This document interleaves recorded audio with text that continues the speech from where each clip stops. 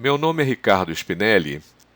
Nesse vídeo 1, eu vou fazer uma introdução ao Strategy Telefonia, que é um produto da Simulation, é um jogo de empresas que nós vamos utilizar no pós-ADM da FGV.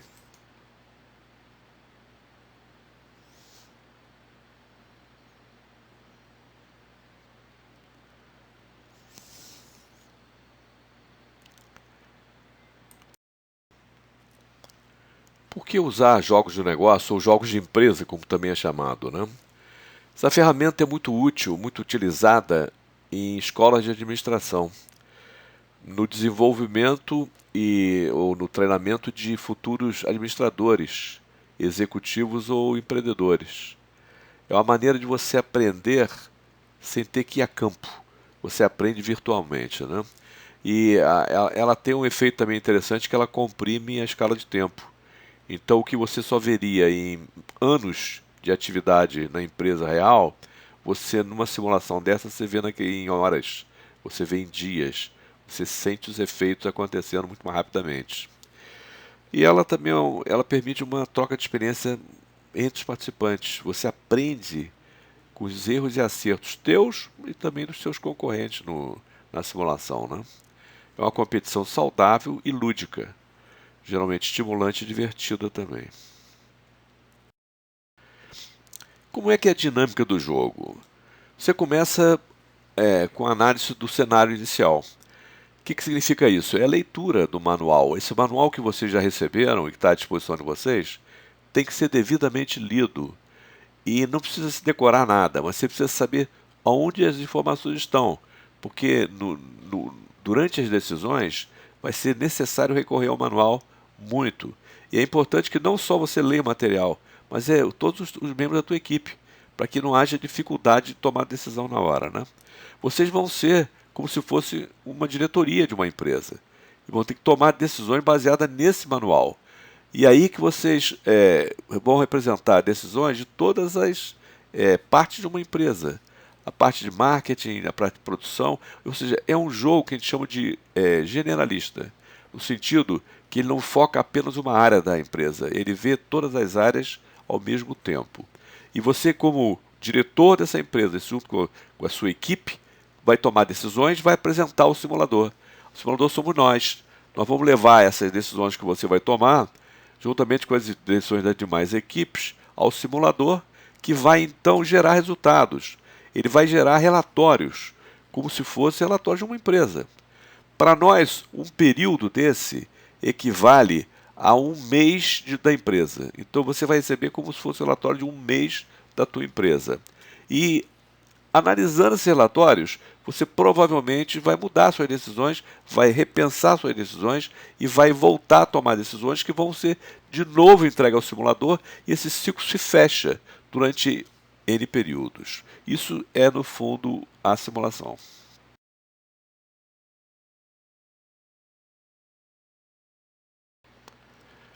Nós dividiremos vocês em equipes de até 5 alunos cada equipe. E a seguir, cada 8 equipes irá formar um grupo industrial, que são as 8 equipes que vão de fato competir entre elas. Aí nós vamos ter 2 períodos, que é 2 meses, que é janeiro e fevereiro, como período de testes. São períodos de mentirinha, que vocês vão ficar apenas testando algumas variáveis, testando o modelo, testando o jogo em si. Depois, então, nós começamos a competição propriamente dita, que isso aí sim vão ser 8 períodos para valer, começando em janeiro e indo até agosto.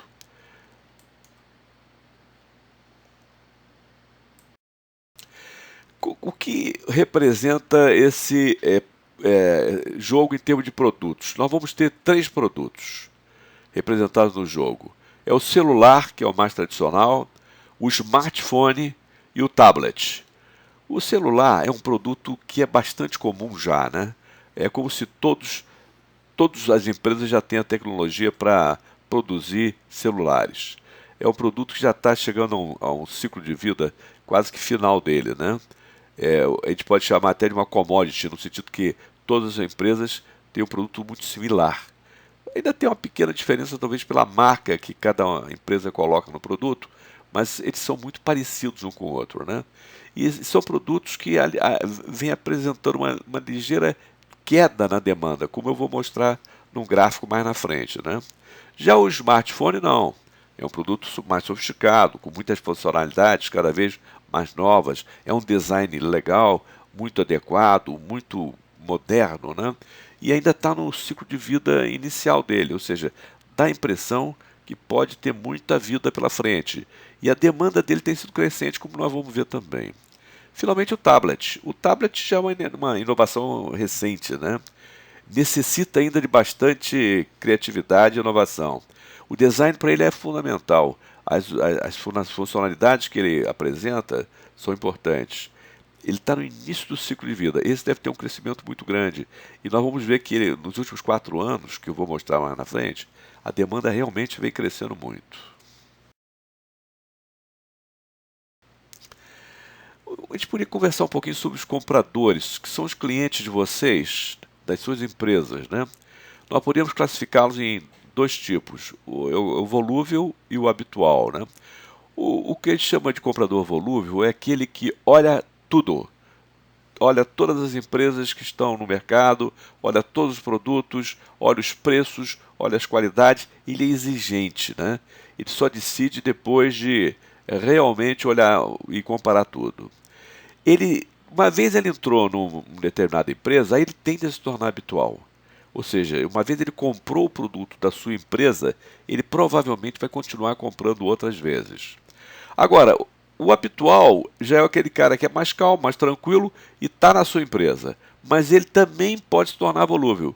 Dentro do jogo, uma pequena parte que a gente chama de 30% tende a se tornar volúvel. Ou seja, ele é habitual, mas ele de repente ele resolve ir para o mercado e olhar as demais coisas que tem no mercado. Então ele se torna volúvel. Agora, se você aumentar o preço do teu produto, aí a chance é que mais do que 30% vai se tornar volúvel. E se você diminuir o preço, não. Isso pode até ser menor, né? Mas é importante se levar isso em consideração. Vamos falar um pouquinho sobre as empresas que concorriam com você, ou concorriam com a tua empresa até então, até agora. Eram empresas muito pouco competitivas. Na verdade, elas tinham os mesmos preços, os investimentos eram muito baixos, não investiam em inovação, mesmo propaganda e promoção, ou seja, era como se fosse um conluio entre elas de fazer pouca coisa e de alguma forma procurar tirar o máximo do mercado. Nós esperamos que com a entrada sua nesse mercado e das outras empresas concorrentes, isso vai acabar. Isso vai se tornar muito mais competitivo. Bom, ao olhar o cenário do jogo, vocês têm que se preocupar com a demanda e o comportamento da demanda, né?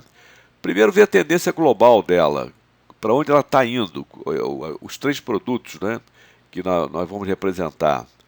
Agora, tem que olhar a tendência do produto. Cada produto, como nós vimos agora há pouco, ele está num ciclo de vida diferente, então tem que levar isso em consideração. Além disso, a sazonalidade. Se vocês olharem os gráficos que eu vou apresentar a seguir, você vai ver que os mesmos efeitos voltam a ocorrer na mesma época do ano, o que significa que existe sazonalidade, ou seja, as vendas sobem, as vendas descem em função da sazonalidade. Isso tem que ser levado em consideração quando vocês forem olhar o comportamento da demanda. E também comparar preços e investimentos ao longo do tempo, né? É muito importante para você se posicionar. A formação da atratividade. Você vai vender mais ou vai vender menos no jogo em função de quanto você atrai, qual é a sua atratividade perante o mercado. E essa atratividade da sua empresa, ela vai ser fruto de algumas coisas, particularmente do preço que você pratica, dos investimentos que você faz, propaganda e promoção, inovação, tecnologia, design, e a política de recursos humanos. Como nós vamos ver, a política de recursos humanos é importante na sua atratividade. Nesse exemplo que está nesse slide, vamos imaginar que no mês de janeiro o modelo, o nosso simulador, gerou uma demanda para celulares de 1.000 unidades. Ou seja, baseado no histórico passado, o nosso algoritmo interno lá do simulador falou que temos 1.000 unidades de celulares para dividir em 3 empresas. Como é que ele vai fazer isso? Ele vai levar em consideração as decisões que vocês estão tomando. Não só as decisões de marketing, preço, promoção, propaganda, inovação tecnológica e design, são os investimentos que você fez em marketing e o preço, né? Mas também as variáveis de RH.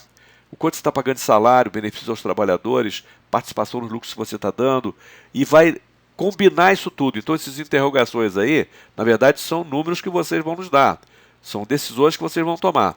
E o simulador vai misturar essas interrogações aí dentro de uma panela e vai gerar o que a gente chama de atratividade. Então, olhando o que a empresa 2 está propondo fazer, o simulador acha que ela merece 50%. Isso é hipotético, né? Mas é um exemplo apenas. Então, 50% daquelas 1.000 unidades deveria caber para a empresa número 2. Em segundo lugar, a empresa número 1 com 30% e a empresa número 3 com 20%. Teoricamente, então, o potencial de vendas é esse, né? 300, 500 e 200 unidades para cada uma daquelas empresas. Mas aí vem a segunda parte da análise, que é o seguinte: tem estoque para entregar?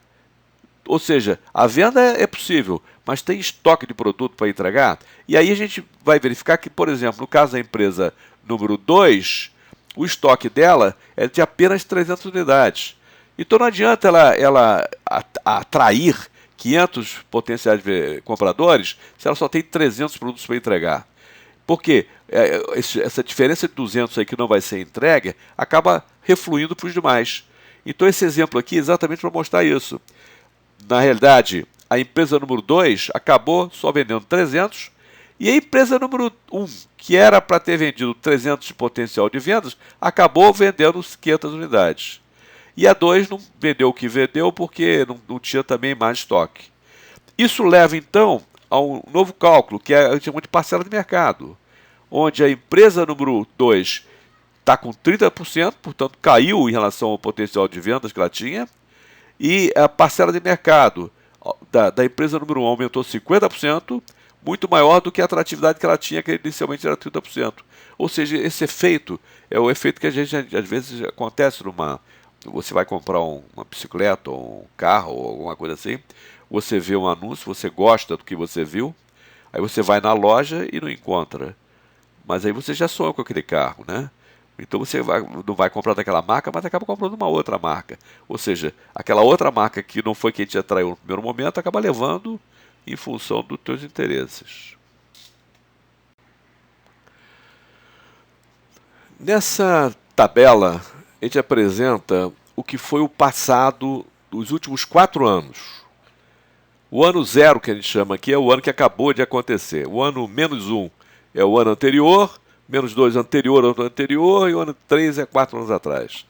O que a gente vê aí é o seguinte: a demanda média, o que significa o seguinte: se você quiser saber a mecânica de todo o mercado, você vai ter que multiplicar por 8 isso aí, tá?